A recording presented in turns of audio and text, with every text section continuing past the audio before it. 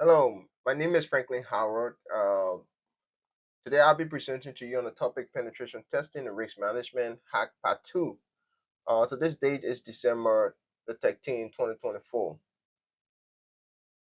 Introduction. I will discuss current threats and provide a tour of mitigation plans for buffer overflow, privilege escalation, or rockets, Trojan, and backdoor. These are some of the most uh, prevalent attack family that have been discovered attacking our organization in the last 30 days.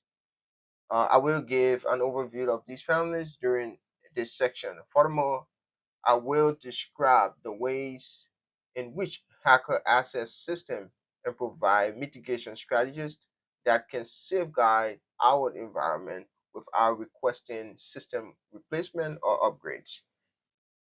Our executive team can use this presentation for continuous studies to enable our cybersecurity initiatives. The scope of this presentation is to identify threat trends, explain attack mechanism, mitigation strategies, strategy support for cybersecurity programs, and executive awareness and training. Reminders, this presentation will involve creating a state of so we will be using three sensible tools. We'll be using our Kiatri one, our Kali box, as well as the managed plots. So how to gain access to this root account? We perform AMR scans on Kiatri one machines to determine the IP address, and you can see it in the screenshot. Both machines has to be running within our VM environment. We cannot use this in a live environment because this might cause it has the ability to cause dangers or and we don't want to try that in a live environment. So we created a VM environment that allow us to run both our virtual machines and then we run our Nmap scan that give us the IP addresses to you know carry on this entire process. On this slide, we were able to use our scanning running our Nmap and we were able to use the 192.168 56.0/24 to be able to scan our entire network. And if you look at the screen right here, you see that we have open port, we have port 22 open, HTTP port also open, and these ports allow us to have or to view vulnerability within our system to carry on this hack. We were also able to find the Kiatri IP address that reads 192.168.56.115. So that would be our host IP address. So this slide shows Metasploit being installed, right? And it also shows the version of Metasploit that was installed because we ran the command msf console, right? So we see the Metasploit is version 6.4.18 depth, right? So Metasploit is used to exploit. We also use Metasploit to exploit the system to know, and we will set our R host. What's the R host? R host is the designated target, right? So we run the command R host. We set the IP address that is 192.168 or 56.115, which is our host IP address. This process can show you the different OS version running. So we will scan that IP address to tell us all of the version that is running. And we did that. What does that give us? It gave us Samba 2.2.1a. So that is the version that is running on our current Kiatri. So let us take a look at what Samba a little bit. A Samba 2.2.1a is an older version of Samba software suites that provide fast and print services into SMB/CIFS clients. This was released in 2001. This version was introduced to improve and debug fix, right? Or bug fix over the predecessors. So compatibility issue is Windows compatible, you know, especially with Windows 2000 environment. So it's a good thing, to have access to this. Once we were able to access and see what version running on our Cartridge box, we can clearly see that Samba 2.2.8 is running. We have to make some research, right? So if you look over here, we made a research on our local browser. We were able to research Samba 2.2.8. We found this. And what is that? It's a remote code execution, right? So good thing is a remote code execution. So what next step was to do is to exploit the database. So we open up exploit database, and then we were able to exploit the code. And now we can see the executable code, right? So what we're going to do is to copy this code within our terminal. The next slide will show. So on this slide, you see the screenshot. We got two screenshots here, one and two, right? So the first thing, we exploited our executable file and we needed to copy it. So we did copy it successfully within our terminal, and up here you see the code running in here. What we'll do, we will save that file and then be able to use our ls to list all of the files. So when we run ls and list the file, we were able to run this command called .file/10. Once you run that, you will have all of this information displayed. So to tell you that we have access to the file, we can see what is in the file and everything. These are the different displays. These are the different things that are running within the slide. So if you look here keenly, you will see that we have the platform, we have the step, we have the IP address, we have the mask chart, we got displays, we got put, and the list goes on. We got network and we got the tabs. So once you run this command .file/10, these are all of the information that we were able to collect. So on this slide, we got two screenshots on this slide. So this screenshots shows that I have successfully accessed the root of KI3 level 1. So how did we access it? We ran this command .file/10 having B, and then we indicated the IP address. So in this case, the IP address is 192.168.56.115. Remember, when we were doing our setting up our Metasploit, we set our host to this identical IP address. So we're still pointing to this IP address. And what we were able to discover, we were able to on the screenshot, according to the assignment, we are supposed to log in with my name, Howard. And if you look at these screenshots in this video, I successfully, you know, had access to root account, created a login name as Howard, and then a password. So down here you see that I'm logged in currently as Howard, user Howard, right? And that was the instruction, that was the intent. This shows that we successfully hacked these Catherine machines that had no password, no access, just by running this entire process.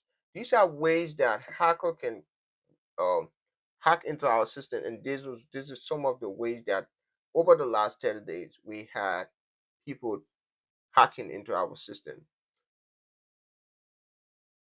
So let us talk about mitigation strategies for preventing privilege escalation. What can we do so that we don't do upgrades or we don't replace our system? There are 9 different processes that I think that when we carry on our system or every time will help us. Number one, we should access privileges. It should be reviewed frequently. How people access our what privilege they have, it should be reviewed. How much we should minimize permissions to our different accounts, right? User account and applications. So all of the applications that are running, we have to minimize. permissions to them. System Henry, we need to fix security holes, turn off unnecessary programs, and make yourself less vulnerable to attack. Hey, application monitoring is so important. We need to keep our eyes on all of the application and keep our eyes out there for questionable behavior, limited access to illegitimate apps. We also need to enable comprehensive logging and analysis for regularly to identify irregularities. This will help a lot for auditing purposes and logging purposes. Secured sensitive accounts from additional layers of protection with multi-factor authentication. We have to do that. We also have to secure our accounts by requesting strong, unique password and locking them after a certain number of unnecessary time, right? We also have to pass the word around. Very, very important. Why are we passing the word around? For social engineering and phishing. To avoid those things, we have to tell people about it, teach people about it. Assessment of security.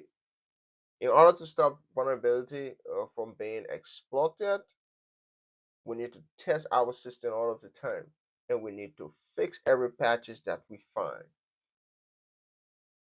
So, mitigation strategies for emerging cybersecurity threats. We look at the definition, discernment of attack, taxonomy.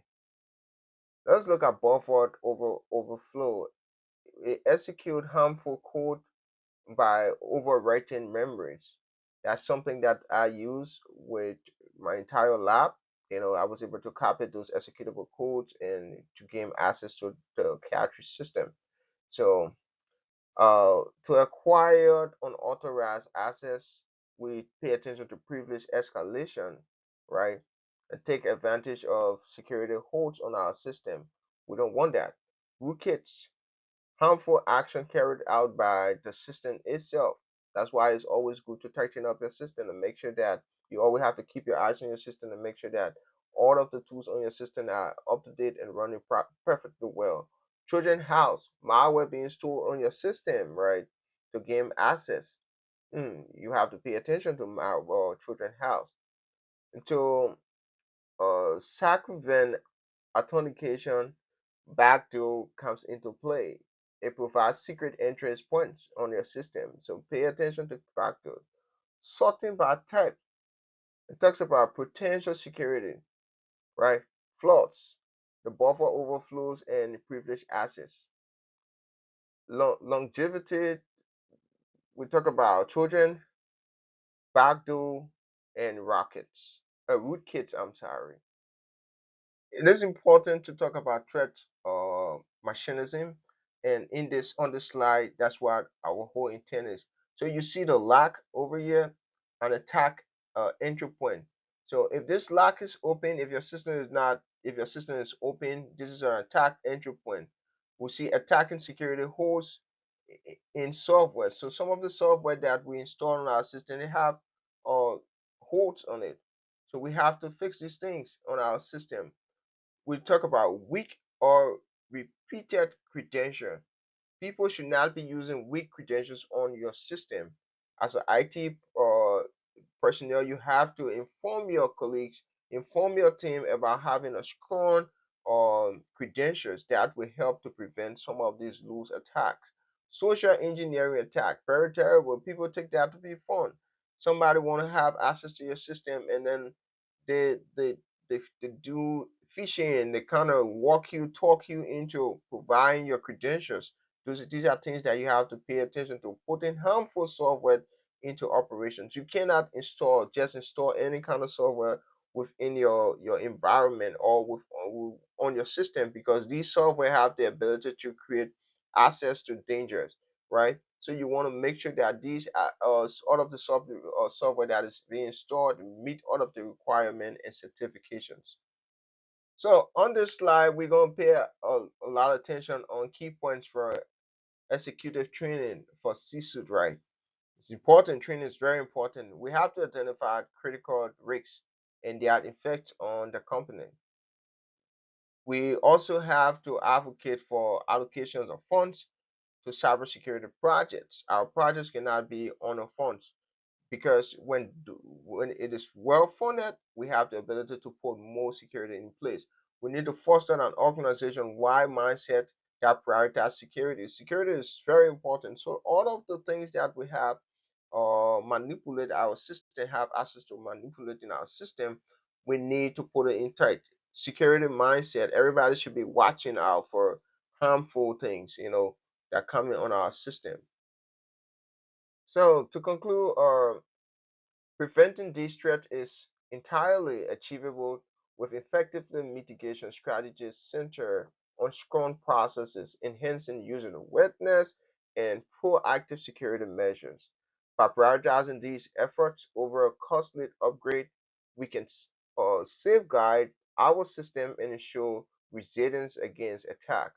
With continual leadership support and organizational commitment, we can maintain and strengthen our security posture together.